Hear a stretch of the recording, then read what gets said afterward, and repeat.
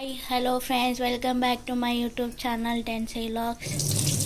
ఇప్పుడు ఒక కొత్త రెసిపీ అదేంటంటే కొబ్బరి చట్నీ ఇడ్లీకి వడకి ఇడ్లీకి దోశకి అంటే టిఫిన్స్కి చట్నీ కావాలి కదా. సో ఆ చట్నీ ఎలా చేసుకుందామని చూపిస్తున్నా.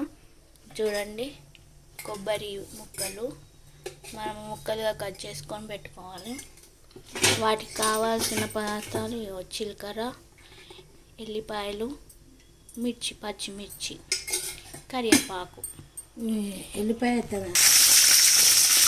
ఇప్పుడు వేయించుకోవడానికి ఫస్ట్ ఒక ముక్కలు పెట్టుకొని ఆయిల్ పోసి పచ్చిమిర్చి వేయించుకుంటున్నాం. ఈ కొబ్బరి అనేది వేయించుకోవద్దు అన్నమాట, పచ్చిగానే గ్రైండర్ పెట్టుకోవాలి. కరివేపాకు కడిగి వేసుకోవాలి. వేసి అవి వేగే అంతసేపు వేయించుకోవాలన్నమాట.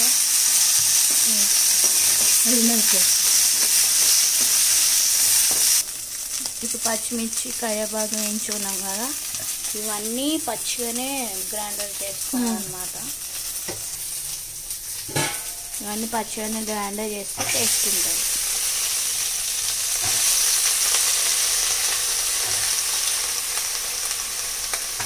ఆ కొబ్బరి ఆ వాటర్ ఎందుకున్నా అంటే ఆ కొబ్బరిని కడిగినాం అన్నమాట.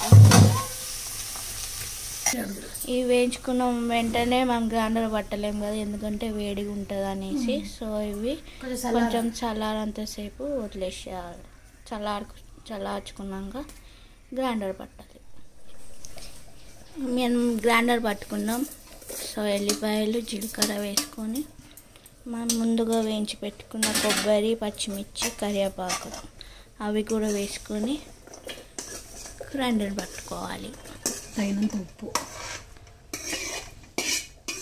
ఉప్పు కూడా వేసుకోవాలి. తగినంత ఉప్పు వేసుకోవాలి. అవి మిక్సీ కావాలి కదా, సో వాటర్ కూడా పోసుకుంటున్నాం.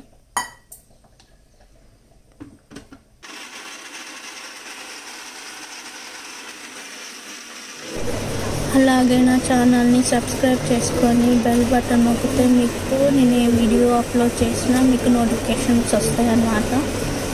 సో మీకు నోటిఫికేషన్ రావాలంటే బెల్ బటన్ నొక్కండి. లైక్, షేర్, కామెంట్ కూడా చేయండి ఫ్రెండ్స్. అలాగే నా ఛానల్ని సబ్స్క్రైబ్, లైక్, షేర్ చేయడం మర్చిపోకండి ఫ్రెండ్స్. చేసుకోవద్దు, బాగా మెత్తగా వేసుకుంటే వేసుకోవచ్చు మీరు, లేకుంటే కొంచెం పొడి పొడిగానే గ్రైండర్ పట్టుకుని చూడండి. చట్నీ రెడీ అయింది. దీన్ని ఇంకా పోపు వేయాలన్నమాట.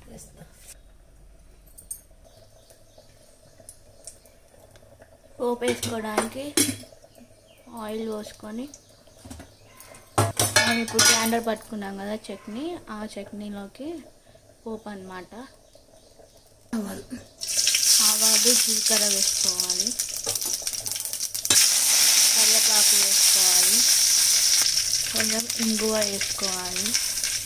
ఇంగువ అనేది పప్పులోనే వేయాలి. పసుపు వేయాలి, చిటికెడు పసుపు. ఈ పోపుని చట్నీ వేసి కలుపుకోవాలి. అయిపోయింది, గుమగుమలాడే. అంతే, కొబ్బరి చట్నీ రెడీ అయింది. ఈ పోపుని మొత్తం కలుపుకోవాలన్నమాట, చట్నీకి అంత కలిసేటట్టు. ఇంతే, గుమగుమలాడే చట్నీ రెడీ. చూడండి ఎట్లా ఉబ్బిపోయిందో, పులిచిందో.